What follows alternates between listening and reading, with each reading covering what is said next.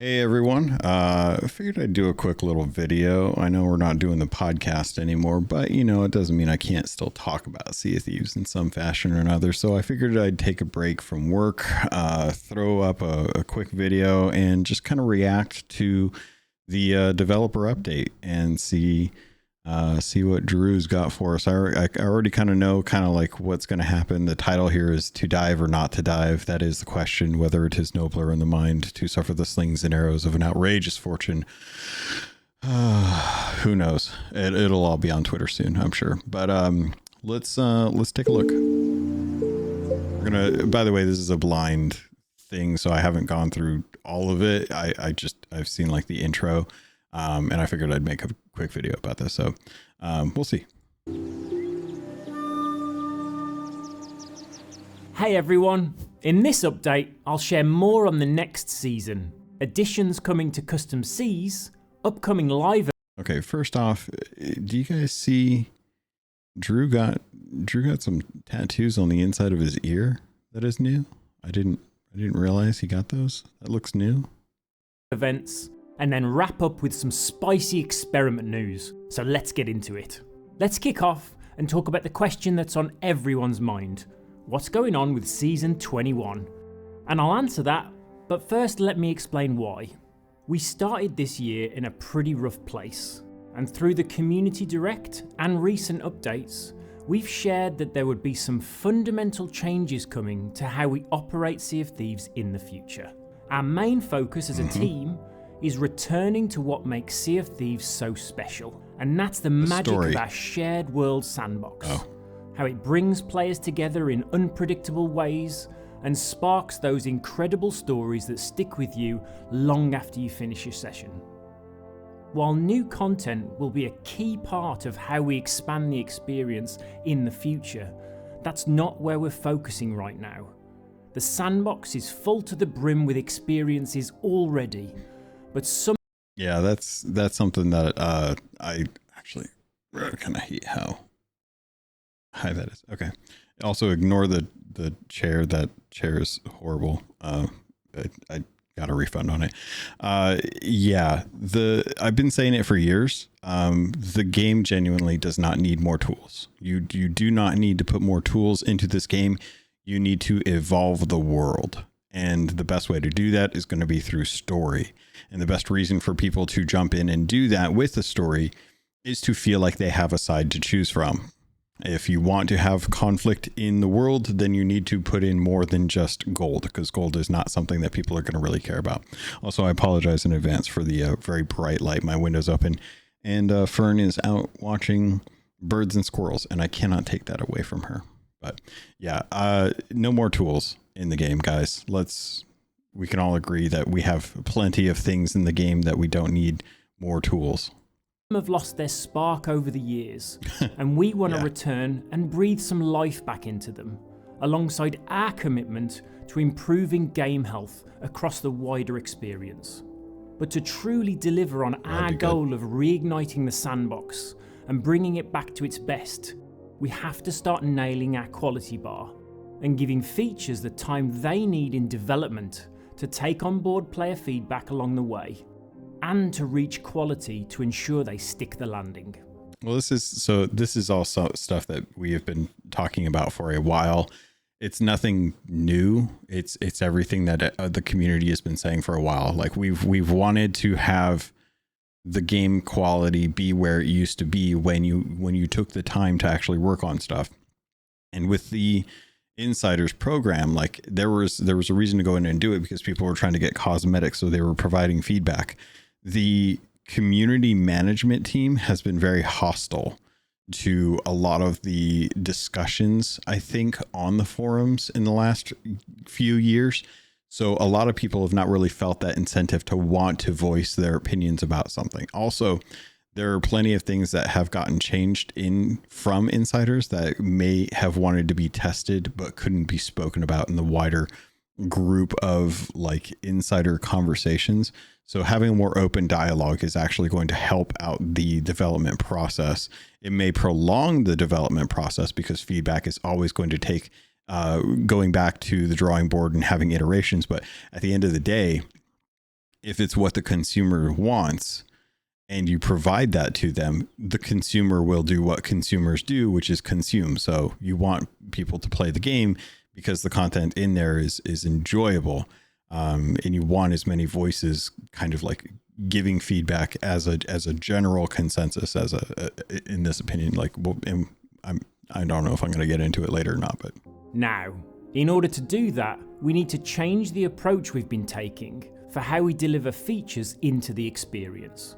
Seasons will continue to refresh every 3 months with a new pass to progress and new rewards to earn. Well, yeah, you got to make the money. They will no longer be delivered with a headline feature set as we've done before. The updates we deliver moving forwards through this next year will arrive when they meet the goals we've set out, had sufficient time in players' hands, and they're hitting our quality bar. We want to be confident and proud when we get these features into your hands. Now, that is going to feel a bit unpredictable compared to how we've worked in the past, but across areas like reigniting the sandbox, custom seas, and game health, we're confident that doubling down and focusing on the quality of our work is going to lead to a stronger Sea of Thieves experience in the long run. Well, yeah. So, to answer the question, yes, there will be a Season 21 in September, but there'll be no headline feature set arriving with.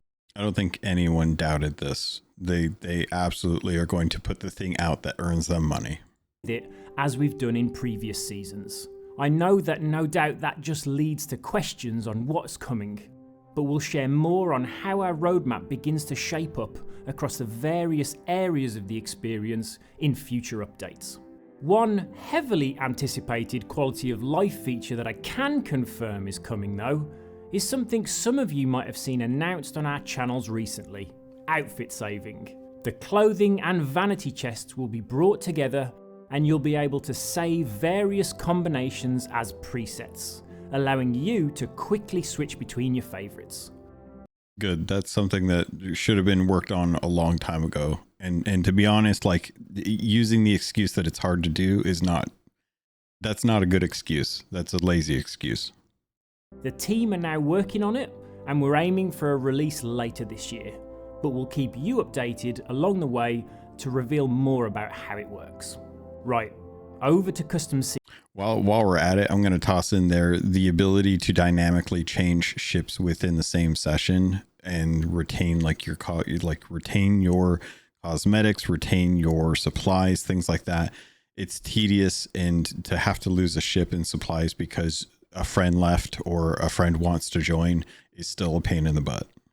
The team have been working with your feedback and are preparing the first waves of toolset and quality of life improvements arriving across the next game updates. There's really too much to list here, but the most commonly requested additions like customized ship supplies, invincibility and invisibility, and deeper control around player death and reviving are all making their way through testing. A particularly cool addition is full control over the damage of individual weapons and their attacks, giving creators the ability to configure much more bespoke experiences. During development, the team also tinkered with the ability to set damage values into the negative, allowing weapons to heal, and it just works, so we're leaving it in for you to play with. Lots of these improvements are now making their way through Insiders, so jump in and give us your feedback. In addition to toolset improvements, August's game update brings the Seas of Sailor's Grave as a legendary location, unlocking a new space to create some epic battles.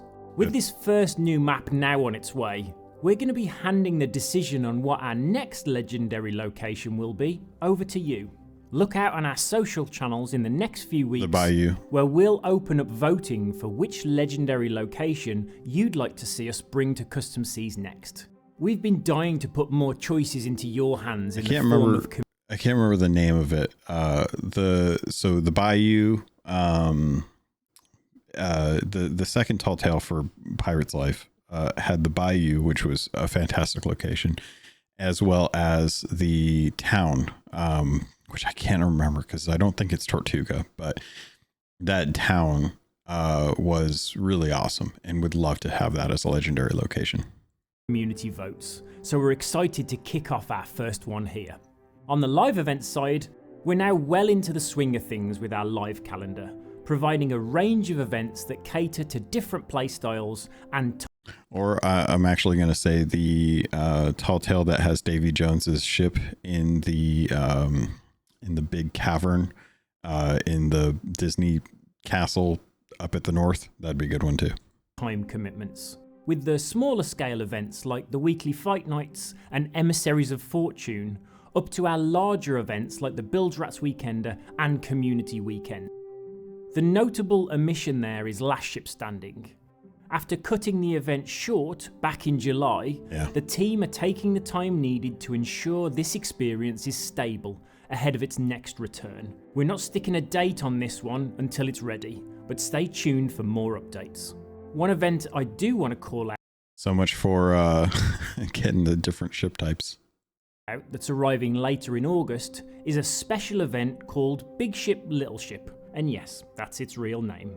Big Ship Little Ship is going to temporarily switch how we matchmake ships onto servers, with sloops being brought onto servers only with other sloops, while brigs and galleons are matched together. The goal here is for us to learn how a change like this alters the behaviours of different sized crews. For example, do sloops engage with more higher risk experiences when the threat of a larger ship isn't present? Do larger ship servers experience more crew encounters? Now, there's also some potential downsides we might see here, whether that's with filling those larger ship servers or the balance of experienced duo crews in the sloop servers. I want to be really clear though, we don't intend for Big Ship Little Ship to be a regular part of our calendar. For now, it's a single temporary event that runs over a weekend. It's also not an experiment like the one we're running in Season 20. There is no end scenario here where we would ever consider making a change like this permanent. We're going into this with our eyes open, and for us, this is really a learning exercise for us to test a few hypotheses that we could only really do in the live environment.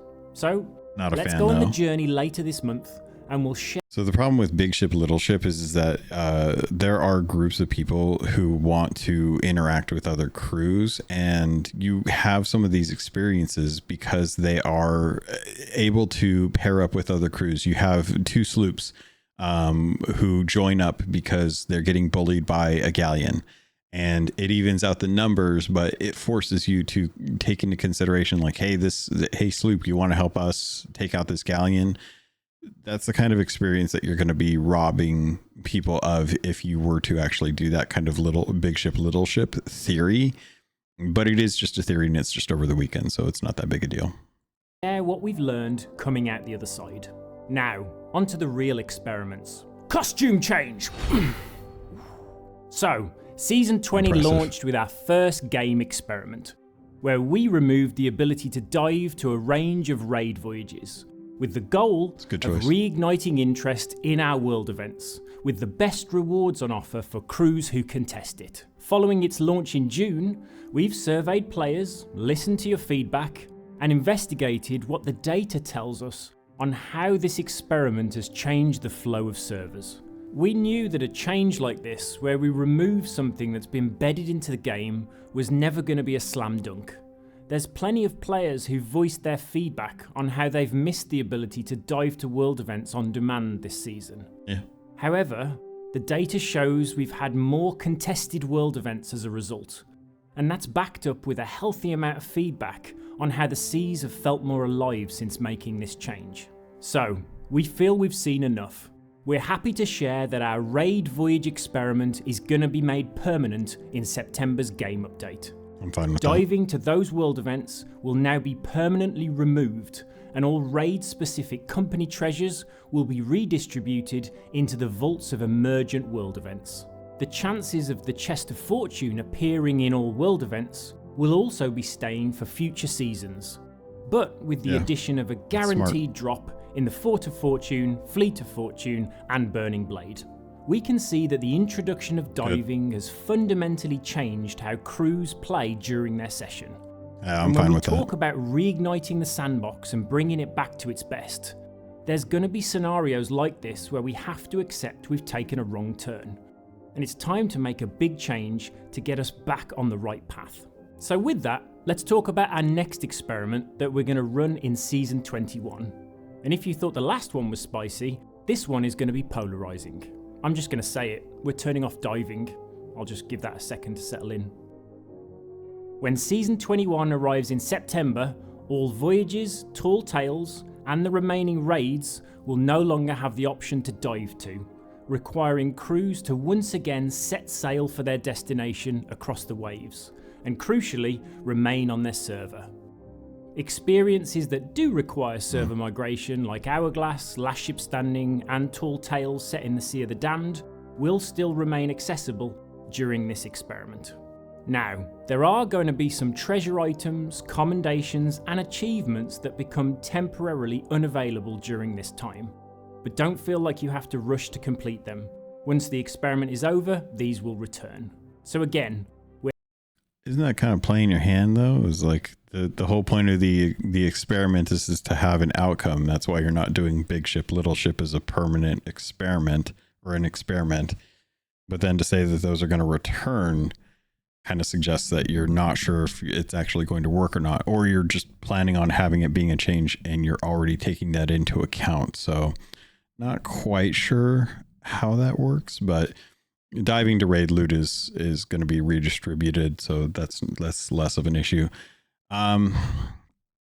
Taking out diving, I don't like. I like, and here's my main issue with it is that diving allows players to get where they want to go for their play session faster. Diving to Tall Tales is a quick way for me to get to the Devil's Roar. It's a quick way for me to get to the Shores of Plenty. It's a quick way for me to get to Ancient Isles. Like, going there and diving to a Tall Tale is the quickest way to go there. Nowadays, I'm going to have to log into the game, go through the 18 windows to get into an actual game session, log into the game session, and hope that I'm in an area in the Sea of Thieves that I want to be in. If I can't spawn there, if I want to go to the Roar and I spawn out in the Shores of Plenty, I am not going to spend 20 to 30 minutes sailing across the sea like we used to. I'm going to leave the server like I did back in the day and boot up another server and go through the 18 windows to get my guild ship and stuff set up so that I can actually log into the game. So not a fan of that. That's going to be really annoying. And I think people are going to realize how convenient diving is. And I'm going to be real honest. I'm biased in the fact that I think that the people complaining about diving are either streamers who feel like servers are empty or people parroting streamers and social media. I don't think anyone right now that is complaining about diving is not using diving. I think they are absolutely using diving. And if you want to be the person who doesn't want diving, give it up. And I pose the same challenge to people who say that sovereigns shouldn't be allowed. If you want to turn in loot the old way, you can do that. You absolutely can do that. You don't have to use sovereigns. I think if anything, sovereigns should be something that is tied directly to the guild emissary. I think that to be able to use the sovereigns, you should have to be flying the guild flag. But that is a personal opinion. It's to me, it's a thought of like them being a perk. But also there's no negative to using sovereigns. It's nothing but a positive. It's a quality of life improvement, but I guarantee you, if you take sovereigns out of the game, no one is going to go to Port Merrick to turn in, because the turn in points for loot for those trade companies is a real pain in the butt, an absolute pain in the butt. So I'm going to be real honest and say that the people who are not happy with diving are still using diving. And the reason they're not happy is because it pertains specifically to PvP. And I can guarantee you what's going to happen. The same thing that was happening before diving. They are absolutely just going to sail to a Tall Tale. And then they'll sail into the portals and then they will absolutely like drop the tall tale and show up on a new server. Like nothing is going to change. It's going to be a little bit more of a belabored time. So if anything, ships that were diving away from crews that were chasing after them are going to be more annoyed because they're going to have to chase longer. If you haven't sunk them or gotten them knocked yet, and you're just chasing after them, that's part of that's going to be a skill issue. I'm going to be 100% honest. It's going to be a skill issue. There's opportunities at times that you can try and do it. I was sailing last night, and I was literally like, all I wanted to do was get a merchant book from a lost shipment voyage for the commendations in Merchant Alliance. I was on my handheld, where I am not proficient with controller, and I was just doing a quick little voyage. Had a galleon bearing down on me, realized it soon enough that I was able to deal with it. And I juked them by doing a figure 8 around Shipwreck Bay and the uncharted island, the Tall Tale Island, and then heading over to turn it in over at Daggertooth, or no, at Galleon's Grave. They tried to board twice. I stopped them both times, thankfully. And I managed to turn in the 1 crate of sugar and the merchant book that I had. And I didn't require diving to do that. I still got my loot turned in. And then when I was done, I went and I just left the game because that was it. But there was no reason for me not to be able to just put a tall tale book down and sail through a portal, because I didn't even have the emissary flag up. That I just want the completion. So I genuinely think that it is one of these things that people say they want diving gone, but they're still using it. And the reason that they're saying it is because so many other people are saying it's the right thing to do. And I don't necessarily agree with that. Heading into this next experiment with an open mind, we're going to be surveying players for their thoughts, monitoring the change this brings to the sandbox, and of course, listening to your feedback, all to help guide whether this should become another permanent change to the sandbox. I know you'll all have lots of thoughts on this, so I'll leave you to discuss it. Catch you all next time. Overall, I would say that that's a pretty great video. Thanks to Drew for bringing that out. I'm very curious what the other things are that they said that they were going to be bringing to the game with the patch notes. Overall, diving, I think it's one of those things that it was brought in as a quality of life feature. And as a result, I think that people are going to be deterred from wanting to play because they log into the game and they find out that they're not in the zone that they want to be in. Now, I personally, if anything, I think it would behoove Rare, if they want to get rid of diving, then open an opportunity for people to choose their spawn location. We have spawn location choices for custom seas now. It's the code is available. The concept is present.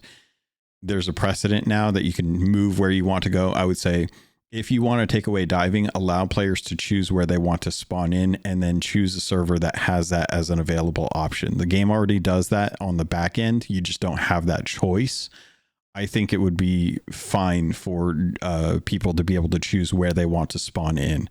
We can spawn in at Morrow's Outpost now, so that's not even like a hamperance or a hampering to it. So if anything, just give players more choice if you're going to take away some of these things. Because if you're trying to keep servers alive, if you're trying to keep people on servers, there's still avenues for people to leave and get off of servers. So that's not going to change. It's just going to be more inconvenient to the people that are looking to do that for the possible gain for people who want it gone, who most likely still actually use the same systems in place. So those are my thoughts. I hope you guys enjoy the video. I hope you guys are doing okay without the podcast, but this is one of those things. Again, I didn't know how I was going to go about doing content, if I was going to keep doing content for Sea Thieves. I still love the game, but I still want them to do better in things. But I figured I'd put this together and see. So let me know what you guys think down in the comments. If you enjoy this, if you don't, if you can downvote it if you want, totally fine with that. But anyway, hope you guys all have a fantastic time on the Sea Thieves, and I'll talk to y'all later.